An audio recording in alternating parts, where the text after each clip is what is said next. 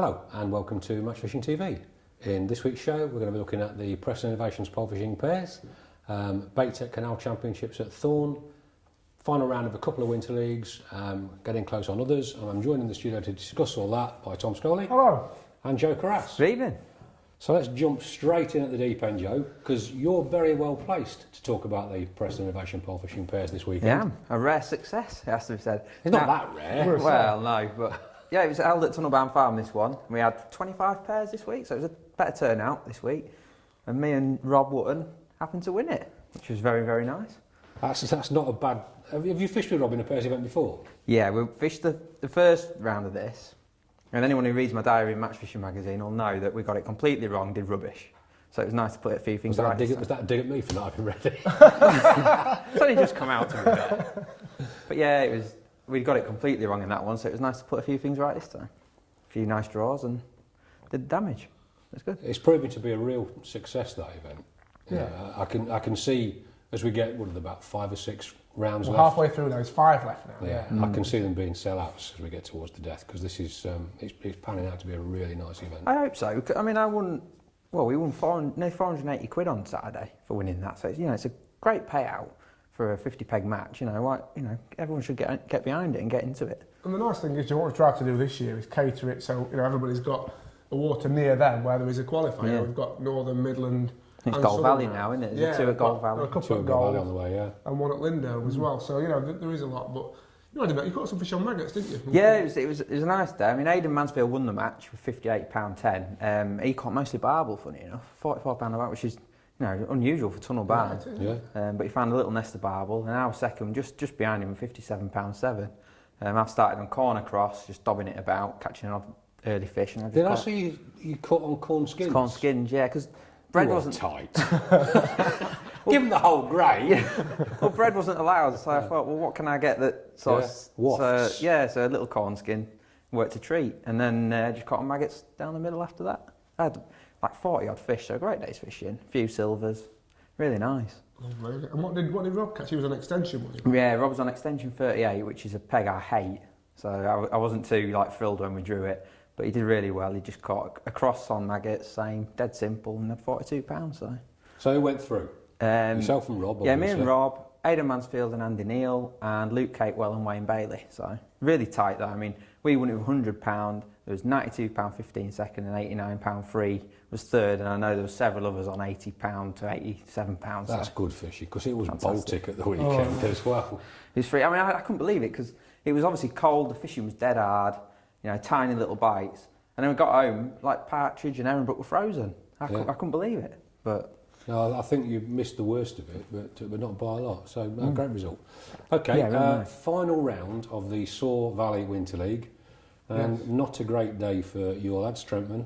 No, not a great day for Trentman, but an interesting end to the league nonetheless. It was always going to be tight. We had a little bit of rain, obviously, through the week, and there were talk earlier in the week, it'll be cancelled, it'll be on the canal. But as always, a lot of people panicked when it dropped down. It was actually in nice shape for the match. It got a little bit of extra pace on it, a little bit of colour, and as you'd expect, the big fish fed. I was lucky enough, or unlucky enough, depending on how you look at it, to have the winner of the match in my section. He was on the MPEG at Sutton Bonington, and that was Nigel Bull. Bully, well done, Bully. Yeah, 20 kilo, 540 grams. Had lovely net, some big bream. Because that wasn't good. no, was that on feeder? Yeah, caught on feeder. Big bream, couple of well, to be honest, it was like an aquarium.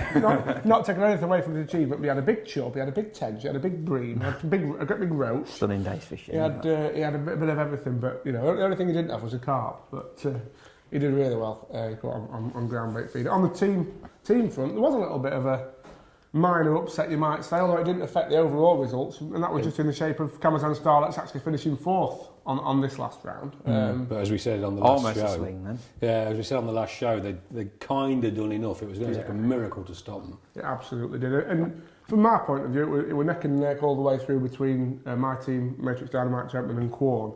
And it was actually nice to see Quorn win the last round, as strange as that might sound, because they really do deserve that place in the final. They did brilliant to win on the day.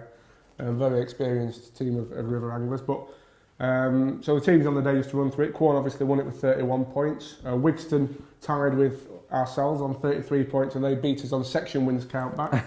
and Starlets were 4th on 35 points. And then the overall league stakes, that meant obviously Starlets progressed through to the Winter League final. Only just 11 points, is that on the league points? Yeah, 11 points. 1 point in front of Quorn. 1 point. Is that last round just, Yeah. nearly caused an upset, but Quorn was second on 12 points, and we were third, and in the end we were somewhere behind on 16 points.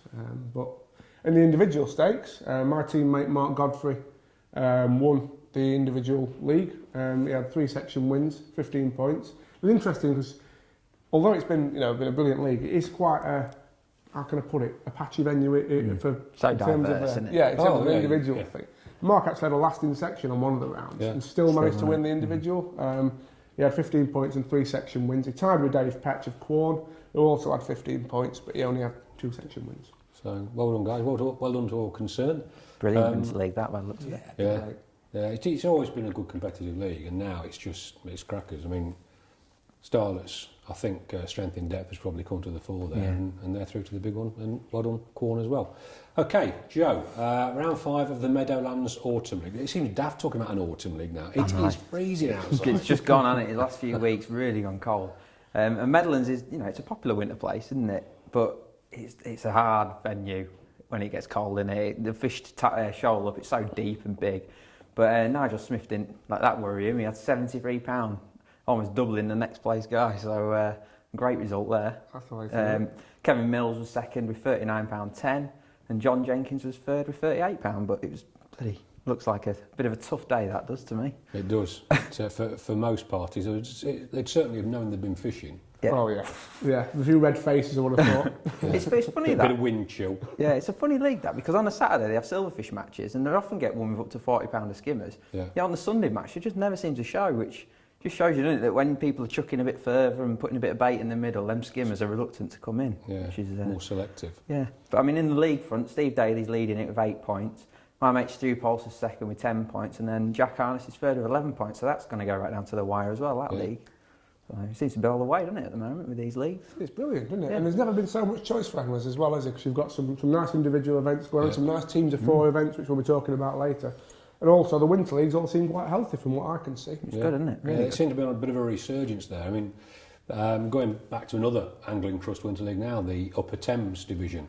It's all happening down there. Kennet and Avon Canal, final round. Yeah, this looked to me like your classic rock hard, narrow canal winter league match, to be fair. Looked dead coloured, didn't it? Yeah, it often carries a bit of colour, doesn't it, in areas of Kennet and Avon, but I've seen... That's because the Kennet and the Avon are linked to it, and we had lots of floods. Of course, yeah, I never thought of that.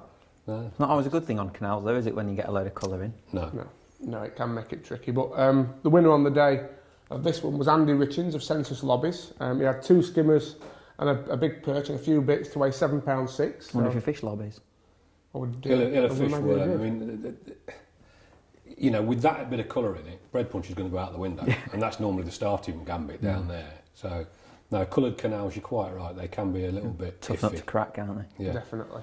You're caught between, am I going to try my usual methods, or am I going to work on the basis that this is going to be absolutely rock hard, and I'm just going to be a case of feed it dead tight and just hope for lumps? Yeah, we need a big perch or a bream or something. I'll tell you what else often does made. I remember when the Fosdyke used to be like that. When it coloured right up, you'd often see fish topping everywhere and couldn't catch them. Can't get a bite. Because I think there's that much sediment on the bottom, isn't there? Don't want to go anywhere near it. Sit above it. But he actually caught on maggots, Andy did. But the runner-up was Matrix Talisman's Pete Townsend. Not Pete Townsend from The Who, I don't think. It's a different one. Oh, that's a shame. Quite a bit of a career change. That's it. He had £6.2, and he caught on worms, 3 perch. And on the team front, Deviser's Match Group won the day with 39 points. And Census Lobbies were second with 32 points, and Daiwa Gordon League third with 27 points. On the league stakes, that meant that Deviser's Match Group won the league with 11 points. They've been consistent all the way through, haven't they? Yeah, they've done really well. Good lead, that 11 points. And Gordon League, 16 points behind them. Yeah. 16 points. Big lead, that, isn't it? Yeah. So 2 great teams through to the final again. So it'll be an interesting final in February, I think. Coming together now, isn't it? Definitely. Okay. We're going to take a very quick break, and we'll be back with some more match news in a couple of minutes.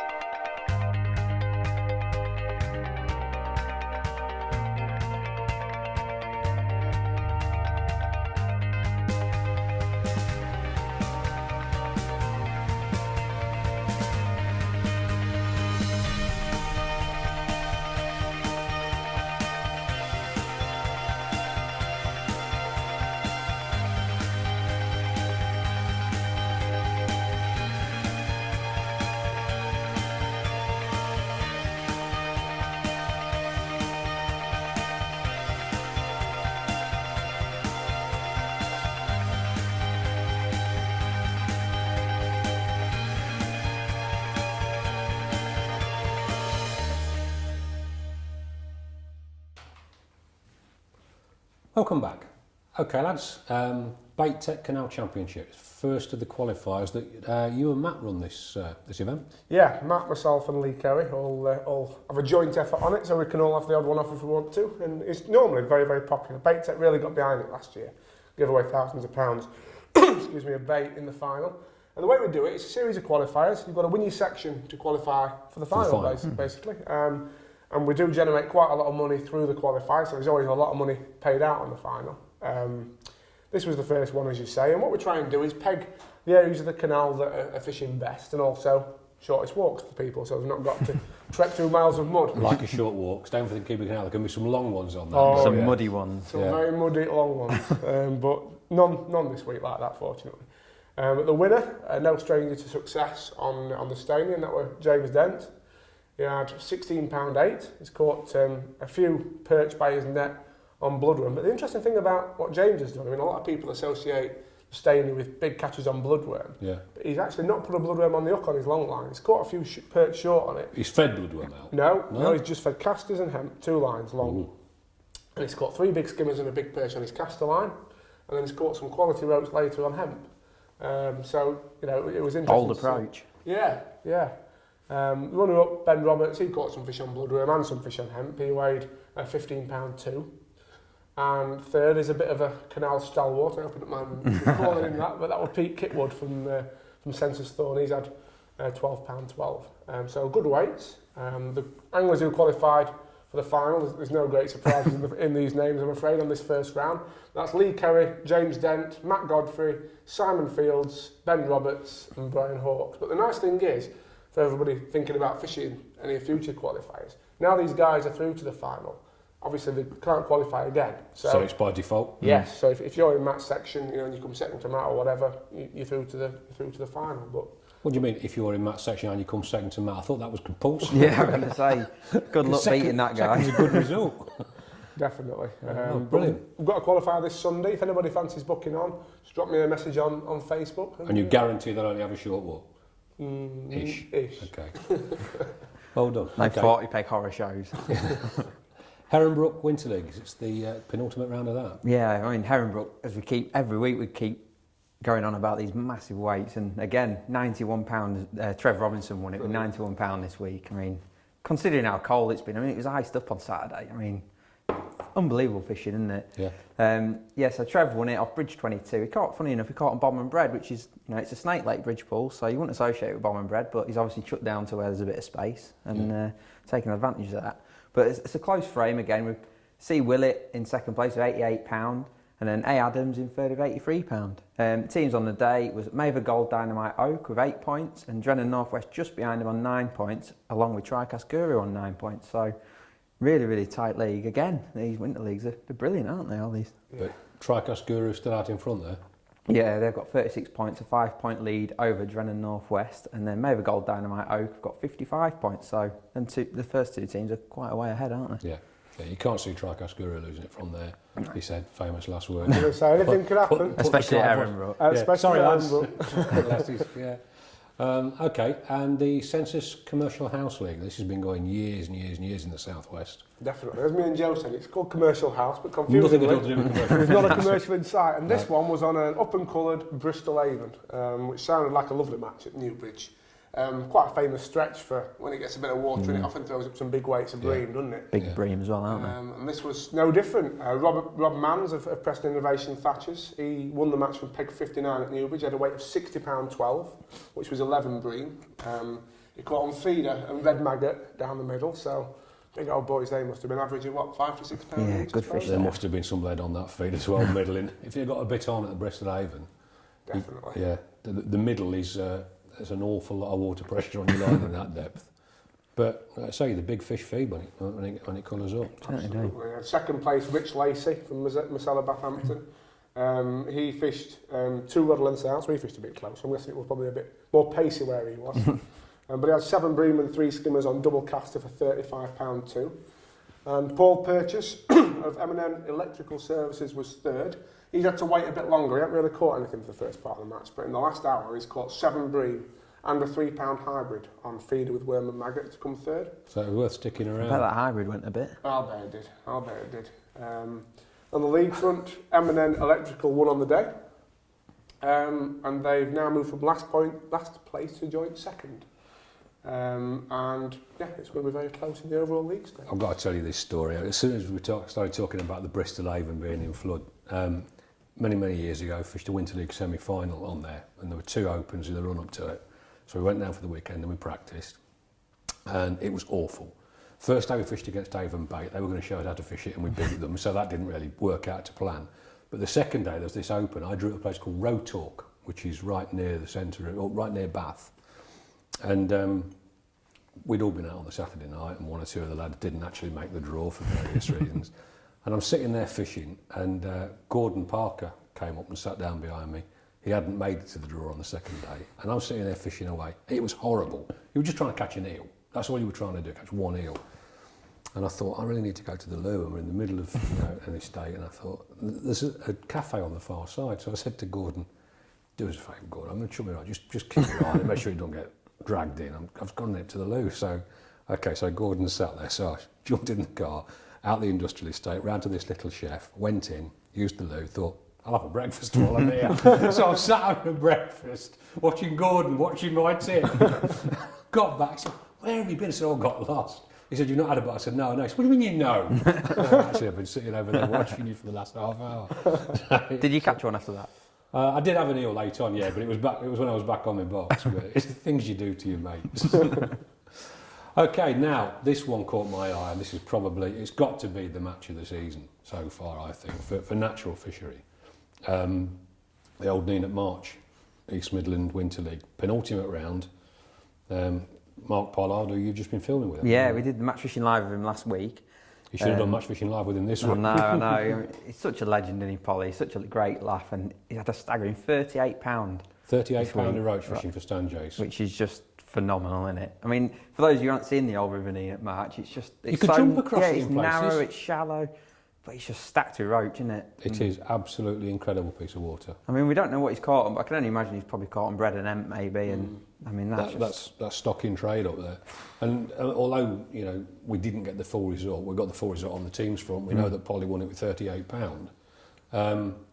What I do know is that there were loads and loads and loads of double-figure roach catches that didn't win a penny. It looks great for the upcoming Winter League final, doesn't it? I mean, if there's that many fish in the river now, I mean, frightening. What a place. Needs to stay cold. But what tends to happen is the colder it gets, the more concentrated they get, and therefore the sections that are outside of March, out in the fields, they can become a little bit hard. They're not yet.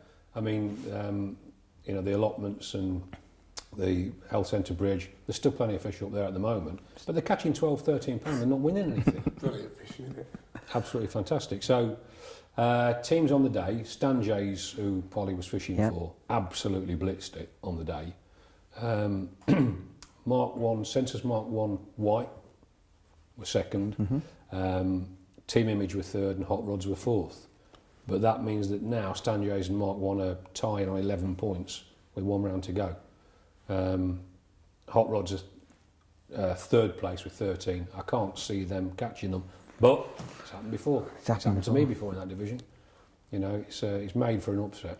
You only have to look at that previous one where you said, they said it went from last to second in 1 round. So, I mean, anything can happen, can't it? I mean, Simon Colclough likes to be a lovely diary repeats for match fishing, and he fishes that league. And I remember reading on Friday about his first 2 rounds. It sounds like some of the usual horns have been quite tricky, like Factory Bank, I think, were quite tricky on one of the rounds. Yeah. And is it Cock Bank near Whittlesea? Yeah, Cock Bank. Cock Bank used to be absolutely fantastic. It was ridiculously consistent. It didn't matter where you drew on it, you had a chance of winning it. The odd tench to throw a spanner in the works. But now, apparently, it's nowhere near the venue that it used to be. Whereas March... They're all in March, aren't they? That's why. Yeah. They're gone there for the holidays. Yeah. Exceptional result that was. Okay, so we're now down for the week. Just a reminder before we go that the latest issue of Pole Fishing is out now. Don't miss it. Alex Bones will thank me for getting that mentioning. Thanks, Tom. Thanks, Joe. Yeah. And we'll see you next week.